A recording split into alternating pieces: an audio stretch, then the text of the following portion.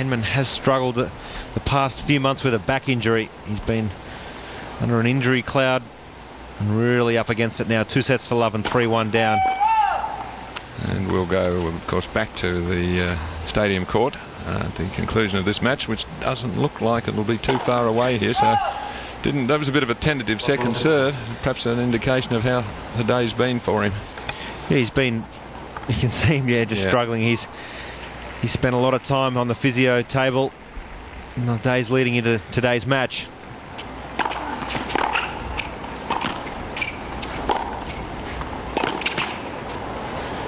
And unfortunately for tennis, really worldwide, I think Tim Henman's coming towards the end of his career pretty quickly. I think Wimbledon might be his last event next year.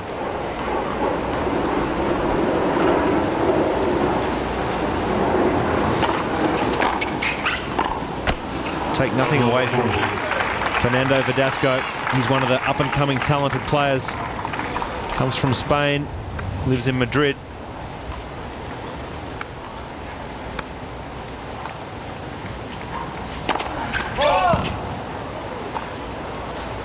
Here's Henman, the serve volley, and relies on his movement around the net, and if he's struggling in that area, he's really going to be in trouble against any of their players, really. Not known for his backcourt game. And the double break now. Verdasco's jogged to the chair. He's full of running. He knows this match is in the back pocket. Just got to see it out. A couple more games. Yeah, it's actually sad to see Henman go out in this state first round. He's a better player than that. His ranking will take a bit of a dive because he was a semi-finalist at the French last year and now a semi-finalist here, so he's losing major points. So his ranking, he'll be seeded 12 here, but he'll drop way down. You can see him just stretching. He had such a great year where he got to 4 in the world last year. Made the end of season championships in Houston. Oh boy, he's in a lot of trouble. But Verdasco, he's really is one of the excitement machines going around on tour. I tell you, he can rip the ball, and I'm expecting to see a lot more from this guy.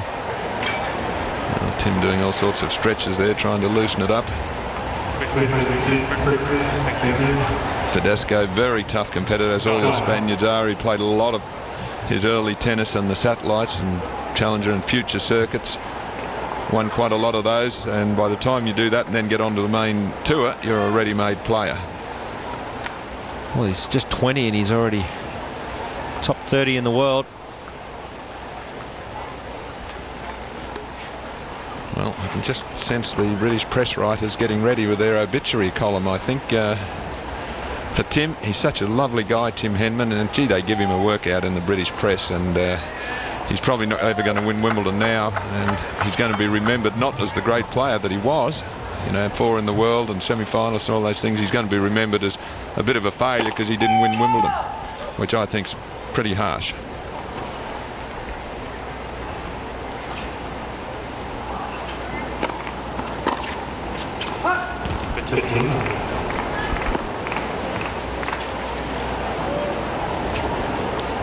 And Verdasco, lefty.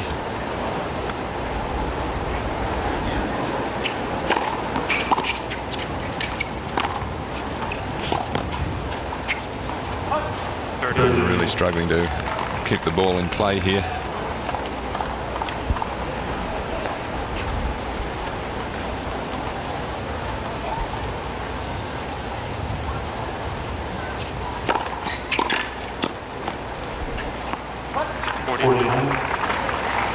Yeah, some heavy serving there for Verdasco.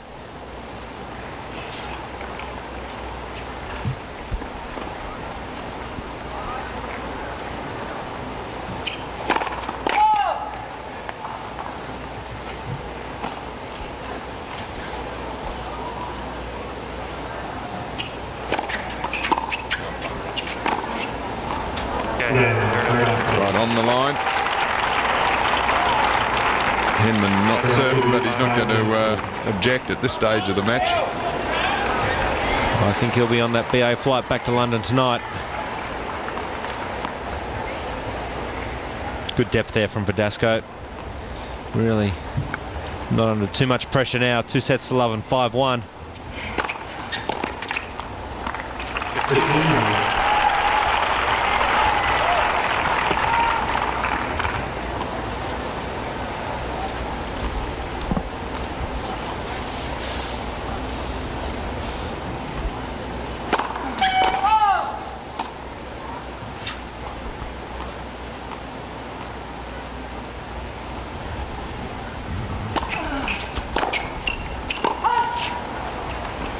Not only is he struggling physically, Tim Henman, he had a stint early on in the year in Monte Carlo where he just felt he was mentally burnt out. First time he'd ever felt that he just didn't want to play tennis anymore. Took a couple of weeks off and thought it might freshen him up.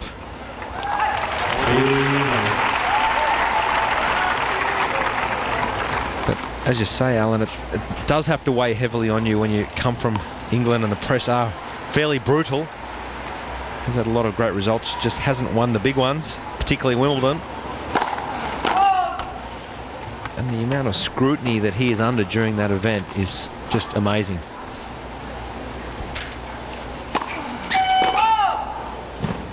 Similar to when John Casey lines up for 40 minutes.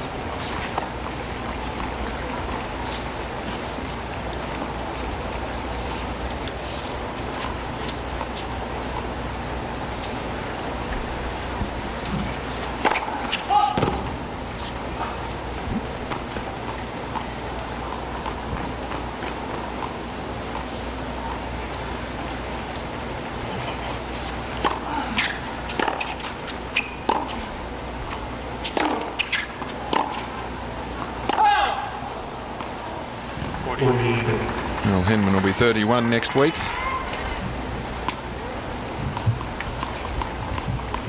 So a lot of wear and tear on the body for players when they get to around 30, and to think that Agassi's still playing at 35 is quite remarkable. But a lot of players' careers these days, the wear and tear is just about over by the time they're Henman's age. Particularly if they've got onto the tour as a 17, 18-year-old, that's 12 years. Yeah, the year's just so long for these guys. Starts first week of January, finishes in December, but also have to be training in that December month leading into the Australian Open, preparing for it. That's why Roger Federer does so well. He's taken his breaks this year. He's had 6 weeks off. He's fresh. Came back and won Cincinnati.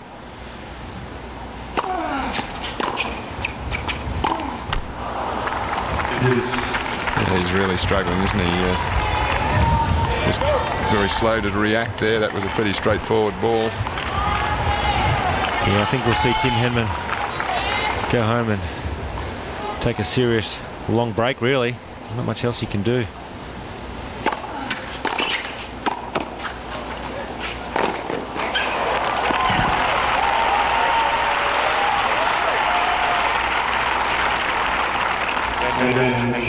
Well, he usually hangs in there so well in his matches, fights hard, a determined player, and here you can see that it's just not there in the body language for him. He knows that he can't really perform physically as he'd need to.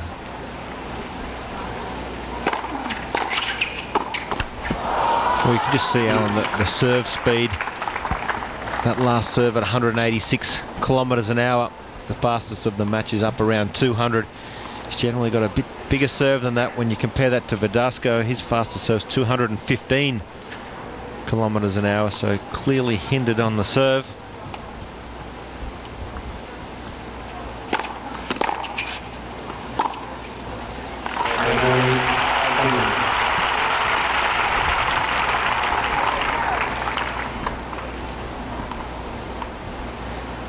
Another one of the players who flattens out the forehand well.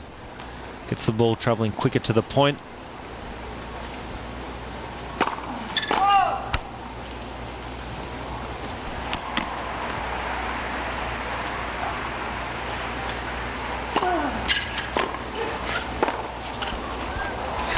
Amazing volley. Well, he was waiting for his serve maybe to be called out.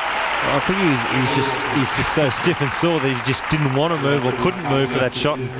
Played a pretty handy low topspin drive volley. Well, he's held his serve, but just, I think, prolonging the agony for one more game. With a young family home in England. Yeah, he's just had his second baby, 2 young girls. That's an amazing shot, isn't it? Wife Lucy and 2 girls were over here on the summer swing. He's now left with his coach Paul Annacone, who formerly coached Pete Sampras, and his physio, who's been working very hard on him, Johan de Beer.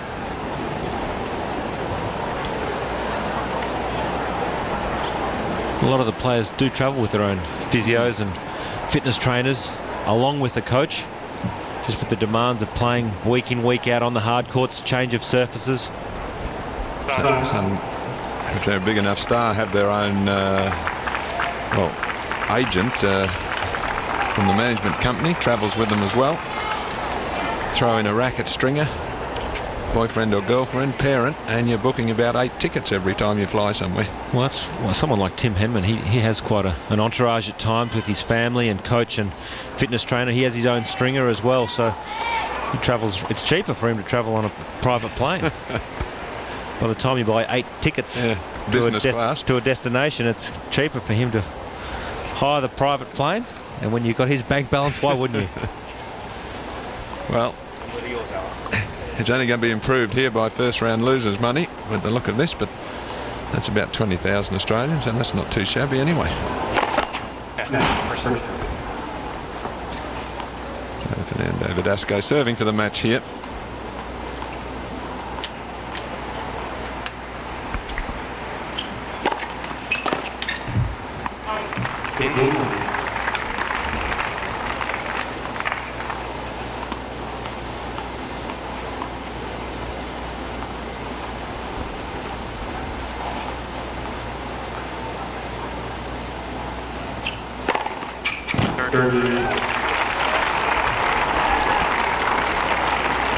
It's his 9th ace of the match for Verdasco.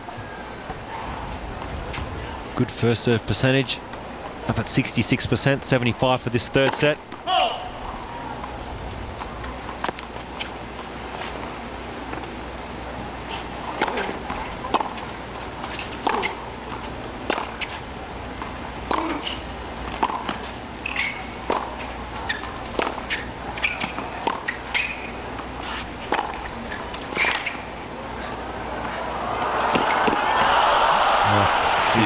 Couldn't even run, could he? He played the point quite well from the back of the court, but as soon as he had to really move smartly forward, he couldn't accelerate. He could barely take off for this shot. Couldn't bend. And triple match point.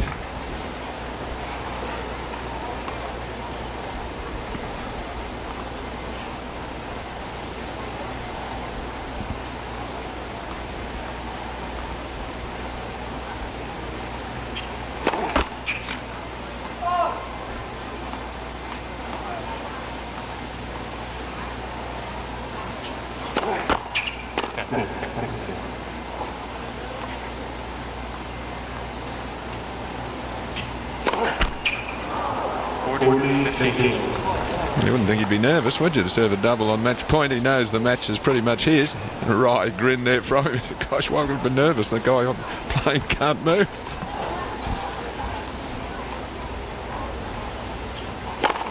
Fixes it up. Very comfortable in the end there for Fernando Verdasco. 6-4, 6-2, 6-2, and he knows he would have had a much tougher match than that had Henman been 100% fit. I think he would have given him a tough match anyway, but Verdasco would have always been a chance to beat Henman anyway in a tough match, but not by that score, Josh. Yeah, it's sad to see the 12th seed, Tim Henman, depart in that manner. But this guy, Fernando Verdasco, expect to see a lot more of him. He's a great player, very powerful from the back. Similar in the mould of Rafael Nadal, a little bit more flamboyant, goes for his shots more. Probably the last time I think we'll see Tim Henman hit here at the US Open. Don't expect to see him around much longer after next year's Wimbledon, that's for sure. Yes, well, he'll be disappointed really. He played so well here last year, semi-finals, after backing it up after the semi-final of the French. Big year for him. It just shows you, though, you're only as good as your last match or your last couple of tournaments. And this year, injuries and things just hasn't worked for him. And he's going to lose that high seeding that he's had, which is a big help in the tournaments. Once you start to drop out of the seeds, you not get that seeded protection in the draw. At 31 years of age, as you said, it looks like he's pretty much near the end, but not for this young man. Fernando Verdasco through to the second round at the US Open, and we will be back with more after this.